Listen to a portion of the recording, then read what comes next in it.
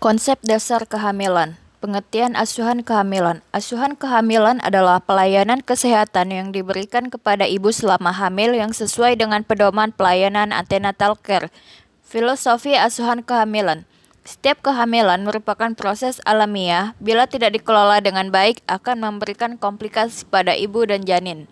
Filosofi asuhan kehamilan menggambarkan keyakinan yang dianut oleh bidan dan dijadikan sebagai panduan yang diyakini dalam memberikan asuhan kebidanan pada klien selama masa kehamilan.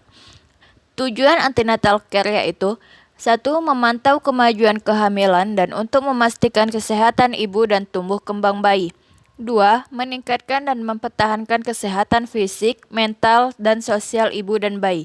3. Mengenali secara dini adanya ketidaknormalan atau komplikasi yang mungkin terjadi selama hamil, termasuk riwayat penyakit secara umum, kebidanan, dan pembedahan. 4.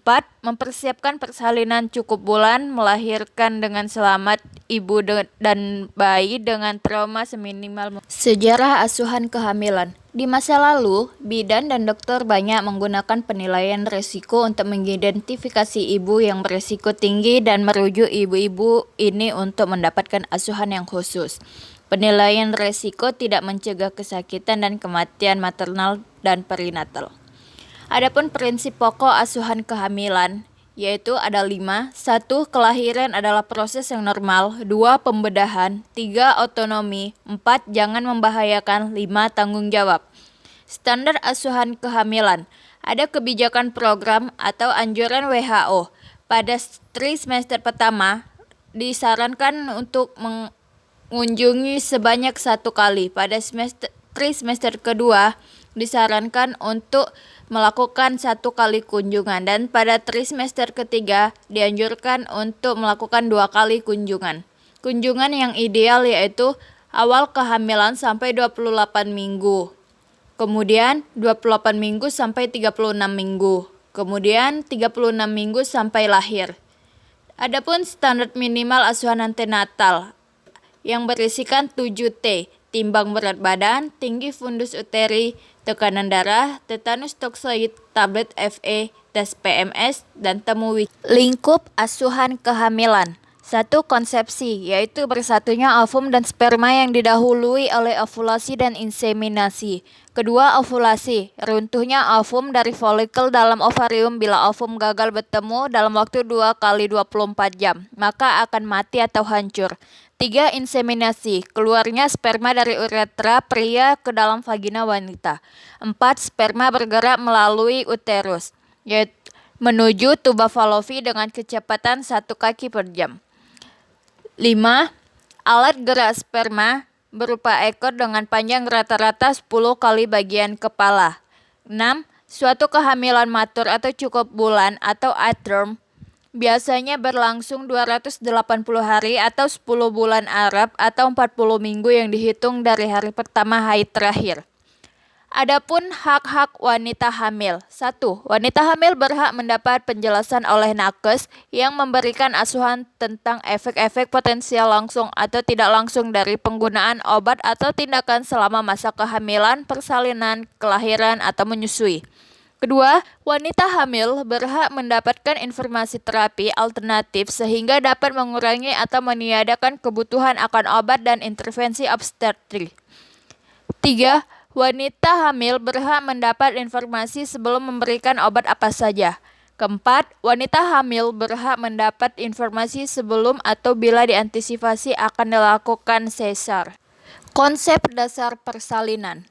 Pengertian persalinan. Persalinan adalah proses pengeluaran hasil konsepsi atau janin, plasenta, selaput ketuban dari uterus keluar melalui jalur lahir atau melalui jalan lain dengan bantuan atau dengan kekuatan sendiri. Tanda-tanda permulaan persalinan yaitu 1. Lengthening, 2. Polyscysuria, 3. Valsalabor, 4. Perubahan serviks, 5. Energy sport, 6. Gastrointestinal upset. Dan faktor-faktor yang mempengaruhi persalinan yaitu 1. Faktor power. Power adalah kekuatan yang mendorong janin lahir keluar. Kekuatan yang mendorong janin keluar dalam persalinan ialah HIS, kontraksi otot-otot perut, kontraksi diafragma, dan aksi dari ligamen dengan kerjasama yang baik dan sempurna. 2. Passage atau jalan lahir. Jalan lahir terdiri dari panggul ibu, yakni bagian tulang padat, dasar panggul, vagina, dan introitus atau lubang luar vagina. 3. Passenger atau janin dan plasenta. Passenger atau janin bergerak sepanjang jalan lahir yang merupakan akibat interaksi beberapa faktor, yakni ukuran kepala janin, presentasi, letak, sikap, dan posisi janin. 4. Fisikis. Keadaan psikologi ibu mempengaruhi proses persalinan. Kelima, penolong. Ibu memerlukan bimbingan dari keluarga dan penolong persalinan agar dapat menerima keadaan yang terjadi selama persalinan. Tahap persalinan. Kala 1 adalah pembukaan serviks yang berlangsung antara pembukaan 0 sampai pembukaan lengkap atau 10 cm. Pada primigravida kala 1 berlangsung kira-kira 13 jam, sedangkan pada multigravida kira-kira 7 jam. Gejala pada kala 1 ini dimulai bila timbulnya his dan mengeluarkan lendir darah. Kala 2 persalinan dimulai ketika pembukaan serviks sudah lengkap dan berakhir dengan lahirnya bayi. Kala 2 juga disebut sebagai kala pengeluaran bayi. Gejala dan tanda kala 2 persalinan adalah ibu merasa ingin meneran bersamaan dengan terjadinya kontraksi. Ibu merasakan adanya peningkatan tekanan pada rektum dan vagina. Perineum menonjol, vulva dan sphincter ani membuka, meningkatkan pengeluaran lendir bercampur darah. Kala 3. Persalinan kala 3 dimulai setelah lahirnya bayi dan berakhir dengan lahirnya plasenta dan selaput ketuban. Kala 4. Persalinan kala 4 dimulai setelah lahirnya plasenta dan berakhir 2 jam setelah itu. Dilakukan dengan melakukan pemantauan pada kala 4, yaitu lakukan rangsangan taktil atau massage uterus untuk merangsang uterus baik dan kuat. Evaluasi tinggi fundus uterus, memperkirakan kehilangan darah secara keseluruhan. Periksa kemungkinan perdarahan dari robekan atau laserasi atau episiotomi. Evaluasi keadaan ibu, dokumentasikan semua asuhan dan temukan selama persalinan kala 4 di bagian belakang partograf. Segera setelah asuhan diberikan atau setelah penilaian dilakukan. Konsep dasar pasca persalinan atau postpartum. Pengertian pasca persalinan. Masa nifas atau puerperineum adalah masa yang dimulai setelah plasenta lahir dan berakhir ketika alat-alat kandungan kembali seperti keadaan semula atau sebelum hamil. Masa nifas berlangsung selama kira-kira 6 minggu. Selama masa pemulihan tersebut berlangsung, ibu akan mengalami banyak perubahan baik secara fisik maupun psikologis. Tahapan masa nifas. 1. Periode immediate postpartum atau masa segera setelah plasenta lahir dengan sampai 24 jam. Kedua, periode early postpartum atau 24 jam sampai 1 minggu. 3. Periode late postpartum 1 minggu sampai 5 minggu. Adapun asuhan pada masa nifas yaitu 1. Meningkatkan kesejahteraan fisik dan psikologis bagi ibu dan bayi dengan diberikan asuhan. Ibu akan mendapatkan fasilitas dan dukungan dalam upaya untuk menyesuaikan peran barunya sebagai ibu. 2. Mencegah diagnosa dini dan pengobatan komplikasi pada ibu. 3. Merujuk ibu ke asuhan tenaga ahli bila mana perlu. 4. Mendukung dan memperkuat keyakinan ibu. 5. Imunisasi ibu terhadap tetanus. Tujuan asuhan masa nifas. Tujuan dari pemberian asuhan kebidanan pada masa nifas adalah sebagai berikut. 1. Menjaga kesehatan ibu dan bayinya, baik fisik maupun psikologis. 2. Mendeteksi masalah, mengobati, dan merujuk bila terjadi komplikasi pada ibu maupun bayinya. 3. Memberikan pendidikan kesehatan tentang perawatan kesehatan diri, nutrisi, KB, cara dan manfaat menyusui, imunisasi, serta perawatan bayi sehari-hari. 4. Memberikan pelayanan KB. Adapun peran bidan pada masa nifas yaitu 1. Memberikan dukungan yang terus-menerus selama masa nifas yang baik dan sesuai dengan kebutuhan ibu agar mengurangi ketegangan fisik dan psikologis selama persalinan dan nifas. 2. Sebagai promotor hubungan yang erat antara ibu dan bayi secara fisik maupun psikologis. 3. Mengondisikan ibu untuk menyusui bayinya dengan cara meningkatkan rasa nyaman. Konsep dasar BBL atau bayi baru lahir. Pengertian BBL. Neonatus merupakan individu yang sedang bertumbuh dan baru saja mengalami trauma kelahiran serta harus dapat melakukan penyesuaian diri dari kehidupan intrauterin ke kehidupan ekstrauterin. Neonatus adalah bayi berumur 0 atau baru lahir sampai dengan usia 28 hari. Neonatus dini adalah bayi berusia 0 sampai 7 hari. Neonatus lanjut adalah bayi berusia 8 sampai 28 hari. Klasifikasi menurut masa gestasi yaitu periode sejak konsepsi sampai bayi dilahirkan. Menurut Rockmate 2011, bayi baru lahir menurut masa gestasinya dibagi menjadi 3 yaitu bayi kurang bulan atau preterm infant, masa gestasinya kurang dari 259 hari atau kurang dari 37 minggu. 2. Bayi cukup bulan atau term infant, masa gestasinya 259 sampai 293 hari atau 37 sampai 42 minggu. 3. Bayi lebih cukup bulan atau post-term infant, masa gestasinya 294 hari atau lebih dari 42 minggu. Ciri-ciri bayi normal. Berat badan 2.500 sampai 4.000 gram. Panjang badan lahir 48 sampai 52 cm dengan lingkar dada 30 sampai 38 cm dan lingkar kepala 33 sampai 35 cm. Bunyi jantung dalam menit-menit pertama kira-kira 180 kali per menit, kemudian menurun sampai 120 sampai 140 kali per menit. Pernapasan pada menit-menit pertama cepat kira-kira 80 kali per menit, kemudian turun menjadi setelah tenang kira-kira 40 kali per menit. Kulit memerah dan licin karena jaringan subkutan cukup terbentuk dan diliputi vernix caseosa. Rambut lanugo telah tidak terlihat, rambut kepala biasanya telah sempurna, kuku telah agak panjang dan lemas, dan genitalia, labia majora sudah menutupi labia minora pada perempuan, dan testis sudah turun pada laki-laki. Refleks isap dan menelan sudah terbentuk dengan baik. Refleks moro sudah baik, bayi bila dikagetkan memperlihatkan gerakan seperti memeluk. Kemudian refleks graf sudah baik. Apabila diletakkan sesuatu benda di atas telapak tangan, bayi akan menggenggam atau adanya gerakan refleks. Kemudian eliminasi baik. Urin dan mukoneum akan keluar dalam 24 jam pertama. Mukoneum berwarna hitam kecoklatan.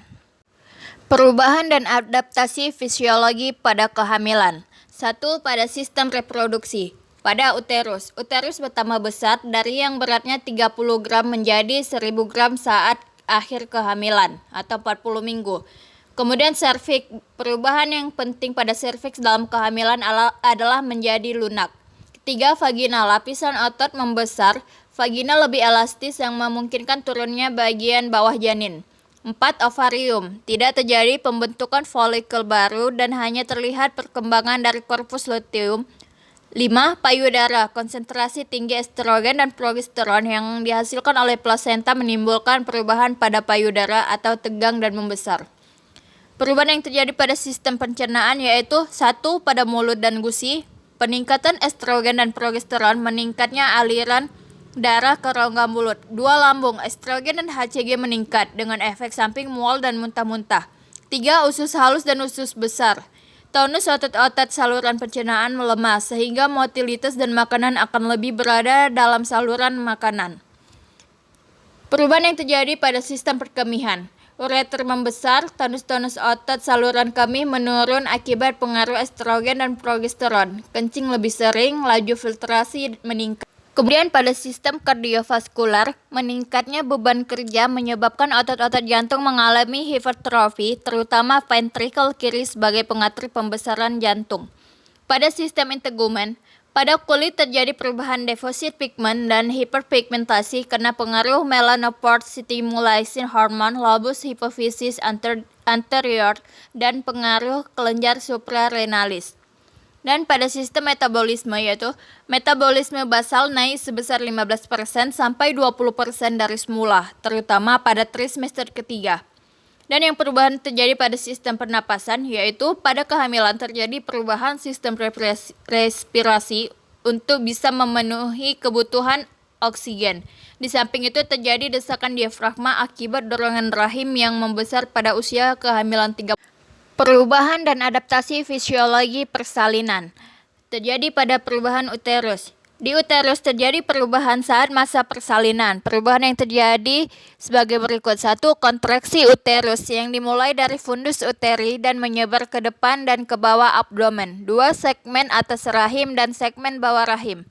Segmen atas rahim dibentuk oleh korpus uteri yang bersifat aktif dan berkontraksi. Dinding akan bertambah tebal dengan majunya persalinan sehingga mendorong bayi keluar. Segmen bawah rahim dibentuk oleh isthmus uteri bersifat aktif relokasi dan dilatasi. Dilatasi makin tipis karena terus diregang dengan majunya persalinan. Perubahan bentuk rahim. Ukuran melintang menjadi turun, kemudian rahim bertambah panjang. Faal ligamen rotundum. Pada kontraksi, fundus yang tadinya bersandar pada tulang punggung berpindah ke belakang mendesak dinding perut dengan ke arah depan. Dengan adanya kontraksi dari ligamentum rotundum, fundus uteri tertambat sehingga waktu kontraksi fundus tidak dapat naik. Perubahan pada serviks, pendataran serviks atau effacement dan pembukaan serviks. Perubahan pada sistem urinaria. Pada akhir bulan ke-9, pemeriksaan fundus uteri menjadi lebih rendah. Kepala janin mulai masuk pintu atas panggul dan menyebabkan kandung kencing tertekan sehingga merangsang ibu untuk sering kencing. Pada kala 1, adanya kontraksi uterus atau HIS menyebabkan kandung kencing semakin tertekan. Perubahan pada vagina dan dasar panggul. Pada kala 1, ketuban ikut meregang bagian atas vagina. Setelah ketuban pecah, segala perubahan terutama pada dasar panggul yang ditimbulkan oleh bagian depan bayi menjadi saluran dengan dinding yang tipis. Saat kepala sampai di vulva, lubang vagina menghadap ke depan atas. Regangan yang kuat ini dimungkinkan karena bertambahnya pembuluh darah pada bagian vagina dan dasar panggul. Perubahan pada sistem pernapasan. Dalam persalinan, ibu mengeluarkan lebih banyak karbon dioksida dalam setiap nafas. Selama kontraksi uterus yang kuat, frekuensi dan kedalaman pernapasan meningkat sebagai respon terhadap peningkatan kebutuhan oksigen akibat pertambahan laju metabolik. Perubahan dan adaptasi fisiologi pada pasca persalinan. 1. Pada sistem reproduksi. 1. Involusio uteri. Involusio adalah pemulihan uterus pada ukuran dan kondisi normal setelah kelahiran bayi. Kedua, involusio tempat plasenta pada permulaan nifas. Bekas plasenta mengandung banyak pembuluh darah besar yang tersumbat oleh trombus. 3. Loxia atau sekret dari kavum uteri dan vagina pada masa nifas. Loxia dapat dibagi menjadi beberapa jenis. 1. Loxia rubra atau cruenta berisi darah segar dan sisa-sisa selaput ketuban. Kedua, Loxia sanguinolenta berwarna merah dan kuning berisi darah dan lendir. 3. Loxia serosa berbentuk serum dan berwarna merah jambu kemudian menjadi kuning. Loxia alba bentuknya seperti cairan putih berbentuk krim. Loxia purulenta terjadi infeksi, keluar cairan seperti nanah berbau busuk. Loxia statis, Loxia tidak lancar keluarnya. 4. Serviks setelah persalinan, bentuk serviks akan menganga seperti corong berwarna merah kehitaman. 5. Vagina dan lubang vagina. Pada permulaan purpurium merupakan suatu saluran yang luas berdinding tipis, secara berangsur-angsur luasnya berkurang, tetapi jarang sekali kembali seperti ukuran seorang nuli. Sistem endokrin. Selama proses kehamilan dan persalinan terdapat perubahan pada sistem endokrin, terutama pada hormon-hormon yang berperan dalam proses tersebut, seperti hormon oksitosin, prolaktin, estrogen, dan progesteron. Sistem kardiovaskuler. Pada dasarnya tekanan darah sedikit berubah atau tidak berubah sama sekali, tapi biasanya terjadi penurunan tekanan darah sistolik sebanyak 20 mmHg.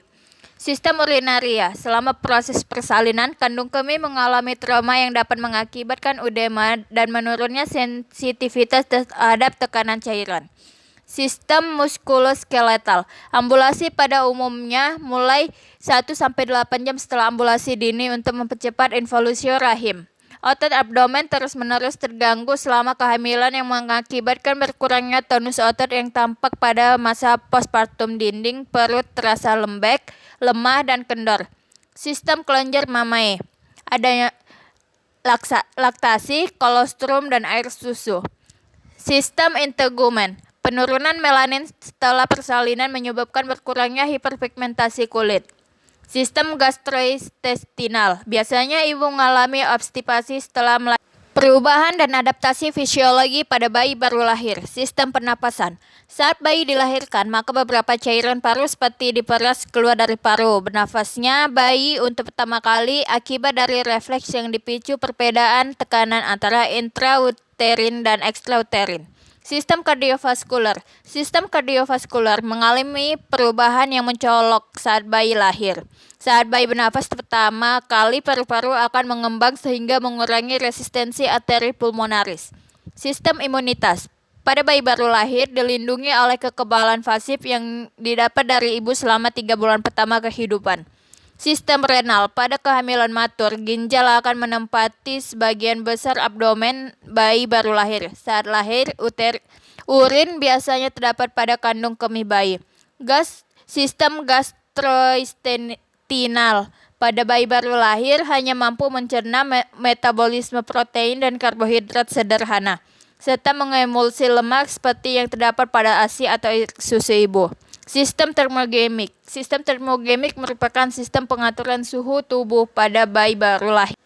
Perubahan dan adaptasi psikologi pada kehamilan. Kehamilan adalah kondisi yang membawa perubahan pada struktur keluarga yang berdampak adanya proses adaptasi pada semua anggota keluarga sehingga disebut sebagai masa-masa krisis.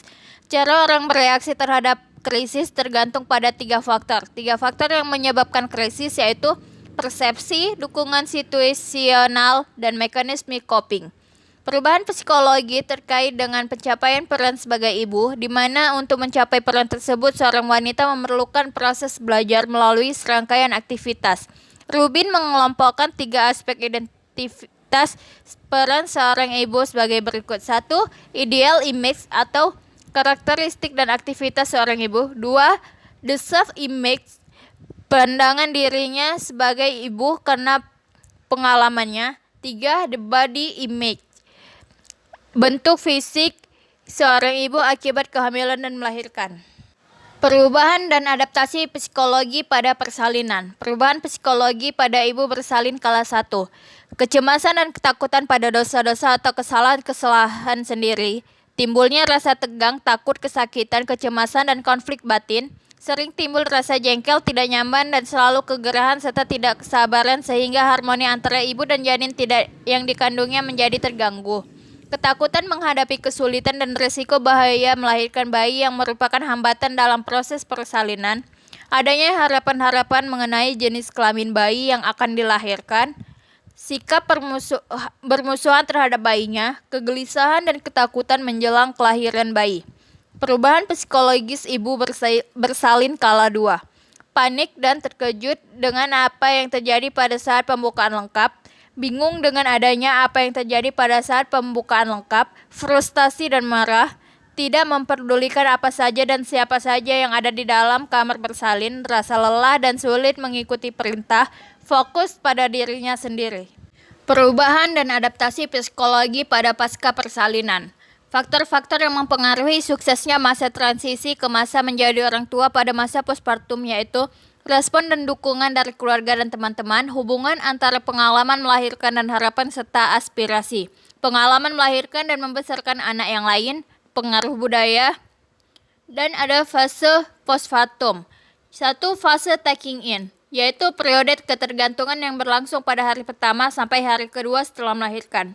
2. Fase taking hold, yaitu periode yang berlangsung antara 3-10 hari setelah melahirkan. Pada fase ini, ibu merasa khawatir akan ketidakmampuannya dan merasa tanggung jawabnya dalam merawat bayi. 3. Fase letting go, merupakan fase menerima tanggung jawab akan peran barunya yang berlangsung 10 hari setelah melahirkan. Ibu sudah dapat menyesuaikan diri, merawat diri, dan bayinya sudah Jenis gangguan psikologis ibu postpartum. 1. Postpartum blues. Ibu postpartum yang mengalami postpartum blues mempunyai gejala antara lain rasa marah, murung, cemas, kurang konsentrasi, mudah menangis, sedih, nafsu makan menurun, dan sulit tidur. 2. Depresi postpartum. Depresi postpartum adalah perasaan sedih akibat berkurangnya kebebasan bagi ibu, penurunan estetika dan perubahan tubuh, berkurangnya interaksi sosial dan kemandirian. 3. Postpartum psikokis. Mengalami depresi berat seperti gangguan yang dialami penderita depresi postpartum ditambah adanya gejala proses pikir atau delusion, hallucination, and insurance of accession yang dapat mengancam dan membahayakan keselamatan jiwa ibu dan bayinya. Perubahan emosi ibu postpartum. 1. Thrilled and excited. 2. Overwhelmed. 3. Let down. 4. Weepy. And 5. Feeling beat up. Perubahan dan adaptasi psikologi pada bayi baru lahir. Fase bayi baru lahir. 1. Fase pertama, reaktivitas. Fase reaktivitas terjadi saat bayi lahir sekitar 30-60 menit setelah lahir. 2. Fase tertidur. Pada fase periode ini, bayi mengalami penurunan aktivitas motoriknya. Bayi sering tertidur berlangsung 60 menit sampai dengan 100 menit. 3. Fase kedua reaktivitas. Fase kedua reaktivitas bayi terjadi pada 4-8 jam setelah lahir. Fase ini hanya berlangsung dalam 10 menit sampai beberapa jam. Emosi pada bayi. 1. Reaksi emosional bayi hanya dapat diuraikan sebagai keadaan menyenangkan dan tidak menyenangkan. 2. Yang pertama ditandai oleh tubuh yang tegang dan yang kedua ditandai oleh tubuh yang tegang menangis. 3. Ciri menonjol dari keadaan emosi adalah tidak ada tingkatan reaksi yang menunjukkan tingkat intensitas yang berbeda. Apapun rangsangannya, yang dihasilkan adalah emosi yang kuat. Baiklah, cukup sekian pemaparan materi dari saya. Jika ada kesalahan dan kekurangan, saya mohon maaf. Dan saya akhiri dengan wabillahi taufiq wal hidayah. Wassalamualaikum warahmatullahi wabarakatuh.